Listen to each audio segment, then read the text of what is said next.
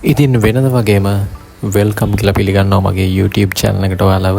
තවමත් මගේ channel එක subscribe කරපු නැති කෙනෙක් ඉන්නවනම් අදම channel එක subscribe කරලා තියාගන්න. ලංකාවේ තියෙන තවත් ලස්සනම තැනක travel log එකක් අරගෙන තමයි අදත් අපි ආවේ. ඉතින් මේ තමයි බෝමුරු වැල්ල. හැමෝම යන්න ආසාවෙන් ඉන්න තවත් සුන්දර තැනක් තමයි මේ බෝමුරු වැල්ල කියලා කියන්නේ. මෙතෙන්න පාරවල් දෙකකින් එන්න පුළුවන්. ඉතින් වැලිමඩ ඉඳලා එනවා නම් ඔයාලට කිලෝමීටර් 18ක වගේ දුරක් තියෙනවා. ඉතින් ඔයාලා නෝරෙලිය පැත්තේ ඉඳලා එනවා නම් ඒත් කිලෝමීටර් 18ක 19ක වගේ දුරක් තියෙනවා. තමන්ගේම වාහනයක මෙතෙන් එනවා නම් වාහනේ පාක් කරගන්න පුළුවන් පහසුකම් මෙතන තියෙනවා. බෝමුරු වැල්ල බලන්න පටන් ගන්න තැන ඉඳලා සාමාන්‍යයෙන් කිලෝමීටර් 1.5ක 2ක විතර දුරක් තියෙනවා දිය ඇල්ල ගාවටම. මේ ඇල්ල බලන්න යන කෙනෙක් නම් ඔයාලා අනිවාර්යයෙන්ම ප්‍රවේශ පත්‍රයක් මිලදී ගන්න ඕනේ. ඉතින් රුපියල් 100ක ටිකට් එකක් අරගෙන තමයි බෝමුරු වැල්ල බලන්න යන්න පුළුවන් වෙන්නේ. නුවරඑළිය ටවුන් එකේ ඉඳලා ඔයාලා මෙතෙන් එනවනම් සීතාම්මාන් කෝවිල පාස් කරගෙන හග්ගල මල්වත්තත් පාස් කරගෙන ඉස්සරහට එනකොට රේන්දපොළ හන්දිය තියෙනවා. රේන්දපොළ හන්දිය වමට දාලා තවත් ඉස්සරහට එනකොට ඔයාලට තියෙනවා බෝඩ් එකක් බෝමුරු වැල්ල ප්‍රජා සංචාරක ගම්මානය කියලා. ඉතින් ඒ බෝඩ් එක අනුව වම් අත පැත්තට දාලා එන්න ඔයාලට මෙතන හොයාගන්න හරිම ලේසියෙන් පුළුවන්. ඉතින් Google Map දාගෙන ආවත් මෙතන හරිම ලේසියෙන් හොයාගන්න පුළුවන්. ඔයාලට පේනවා ඉතින් මේක ඉස්සරහට අපි ඇවිදගෙන යනකොට පුංචි දියපාරක් අපි දකුණු අත පැත්තෙන් තියෙනවා. ඉතින් මේ තමයි බෝමුරු වැල්ලෙන් ගලාගෙන එන නැවුම් ජලය. ඉතින් බලන්නකො පරිසරයේ තියෙන සුන්දරත්වය කියා ගන්න බැරි තරම් ලස්සන සුන්දරත්වයක් තමයි මෙතන මේ පරිසරයේ තියෙන්නේ.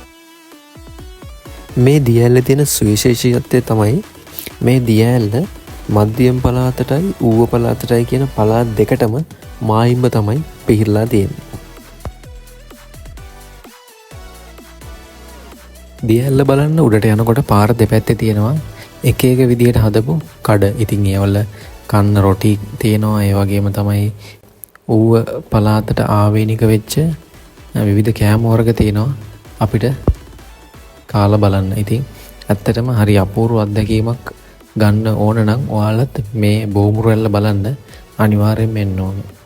ඉතින් බලන්නකො ගස් කොළන් අතරින් අර ගලාගෙන යන වතුර පාර මැදින් තමයි අපිට ඉස්සරහට යන්න දෙන්නේ. ඉතින් හරි අපූර්ව අත්දැකීමක් ඒකත්. ඇත්තටම ගොතිම පරිසරයට හානියක් කරන්නේ නැති තාක්කල් මේ වගේ තැන් හරිම ලස්සනට අනාගත පරම්පරාවටත් ඉතිරි වෙලා තියෙනවා. ඔයාලටත් කිව්වොත් එහෙම ඇත්තටම මේකේ ලොකු ගමන් මහන්සියක් අපිට දැනෙන්නේ නැහැ. මොකද හැමතැනම තියෙන්නේ ලස්සන කොළ පාටින් පිරුණු පරිසරයක්. ඒ වගේම තමයි සුන්දර දියපාරවල් තමයි හැමතැනම තියෙන්නේ. ඉතින් ඔයාලට මේකේ ගියොත් අනිවාර්යයෙන්ම දැක ගන්න පුළුවන් මේකේ තියෙන ඇත්තම සුන්දරත්වය. ඉතින් අපි ඉන්නේ මේ ලංකාවේමද කියලා හිතන තරමට මේ බෝමුරු වැල්ල ගමන ඇත්තටම හරිම සුන්දර ගමනක්.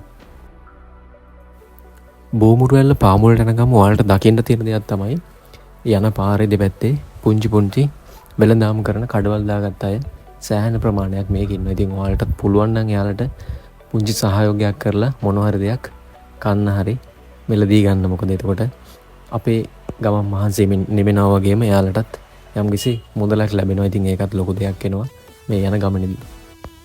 ඔන්න ඉතින් ඔහොම යනකොට අපිට ඈතින් පේනවා බෝමුරු වැල්ල ලස්සනට කඩා හැලෙනවා. බලන්න ඔයාලට පේනවද කියලා ලස්සන දර්ශනය. ඉතින් මේ තමයි බෝමුරු වැල්ලේ තියෙන ලස්සන සුන්දරත්වය. ඉතින් අපි යමු ඉස්සරහට බලන්න ඇත්තටම බෝමුරු ඇල්ල කොච්චර ලස්සනට අපිට පේනවද කියලා. ඉතින් අපි ගියපු දවසේ ඇත්තටම වැස්ස නම් අඩු දවසක්. ඒ නිසා ඉතින් අපිට වැස්සෙන් නම් ලොකු බාධාවක් උනේ නැහැ. අපි හිටපු දවස් දෙකේම නෝරෙලියට වැස්ස අඩුයි. ඒ නිසා ලොකු ප්‍රශ්නයක් නැතුව අපි නෝරෙලිය සංචාරය කරා දවස් දෙකම. ඉතින් මේ තියෙන්නේ දිය ඇල්ල පාමුල මැටි වලින් හදපු ලස්සන තැනක්. ඉතින් අවට පරිසරත් එක්ක මේ පුංචි කඩේ තියෙන්නේ හරිම ලස්සන සුන්දරත්වයක්. ඉතින් ඔයාලට පේනවා ඇති මේක ඉස්සරහට යනකොට මේකේ මේ යකඩ බට තියෙනවා. ඉතින් මේ වලින් තමයි මේ බෝමුරු වැල්ලේ පිරිසුදු ජලය මේ අවශ්‍ය පළාත් වලට බෙදා හරිනවා ඇත්තේ මං හිතන්නේ. ඉතින් ඒ නිසා අපි මේ යන ගමනේදී අනිවාර්යයෙන්ම මේ පරිසරයේ තියෙන සුන්දරත්වය උපරිමයෙන්ම ආරක්ෂා කරගෙන එන්න ඕනේ. මොකද මේ පිරිසුදු ජලය පාවිච්චි කරන්නේ අපේම අය. අපිම තමයි මේ පිරිසුදු ජලය පාවිච්චි කරන්නේ. ඒ නිසා මේ ස්වභාවික සුන්දරත්වය ඒ විදිහටම රැකගෙන ආයෙත් බෝමුරු වැල්ල බලන්න ගිහිල්ලා එන්න ඕනේ. බෝමුරු වැල්ල ළඟ වෙන්න ඔයාලට දැක ගන්න පුළුවන් වෙනවා බෝමුරු වැල්ලෙන් කඩහැල්ල යන දිය පාරේ ඒවා අතු වලට බෙදිලා හරිම ලස්සනට තනින් තැනට ගලාගෙන යනවා. ඉතින් මේකත් ඒ වගේ තැනක්. ඉතින් හරිම ලස්සනයි මේ බෝමුරු වැල්ල. අනිවාර්යයෙන්ම ඔයාලා බලන්න එන්න ඕන තරක් මේ. මේකෙදි ඇල්ල ළඟට යන පාරවල් දෙකක් තියෙනවා. ඉතින් ඔයාලට පේනවා මෙතන මේ ගේට්ටුවක් වගේ තැනක් තියෙනවා. ඒ ගේට්ටුවෙන් ගිහිල්ලා කොන්ක්‍රීට් වේල්ලක් තියෙනවා. ඉතින් ඒ වේල්ල දිගේ ගිහිල්ලත් ඔයාලට බෝමුරු වැල්ලේ උඩ පැත්තට එන්න පුළුවන්. ඉතින් ඔයාලට දැන් පේනවාදී මෙන්න මේ යකඩ පාලම දිගේ ගිහිල්ලා මේකේ කෙළවරට ගිහිල්ලා මේ පේන මේ ඇතින් පේන්නේ බෝමුරු වැල්ල. මෙතෙන් යන්න පුළුවන්. මේකේ තියෙනවා කොන්ක්‍රීට් වේල්ලක්.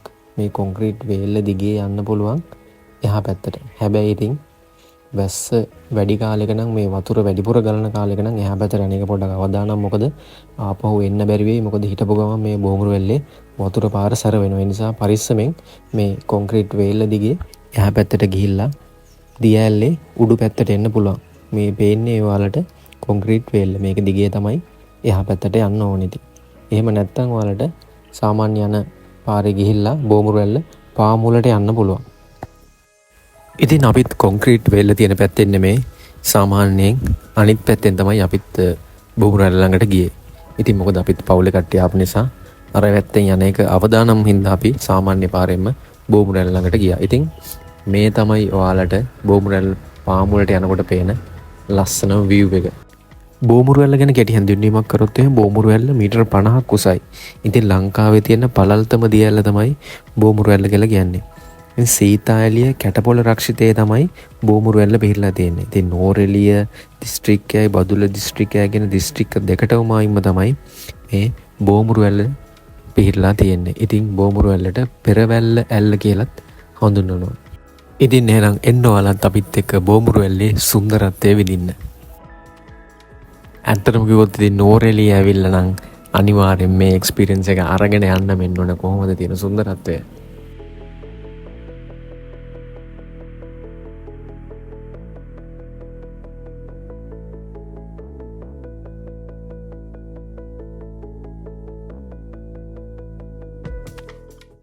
ඔන්න ඉතින් අපි බෝමුරු වැල්ල ළඟට ලටිය වෙලා කිද්දී එකපාරටම වැස්සක් කඩා හැලෙන්න පටන් ගත්තා. ඉතින් ඇත්තටම මේකත් හරිම අපූර්ව සිද්ධියක් වුණා. ඉතින් සාමාන්‍ය වැස්සක් එක්ක බෝමුරු වැල්ලේ තිබ්බ අර ලස්සන තිබුණට වැඩි වුණා. ඉතින් අර මීදුම වගේ ගලාගෙන යන්න පටන් ගත්තා ඒ වැස්සත් එක්ක.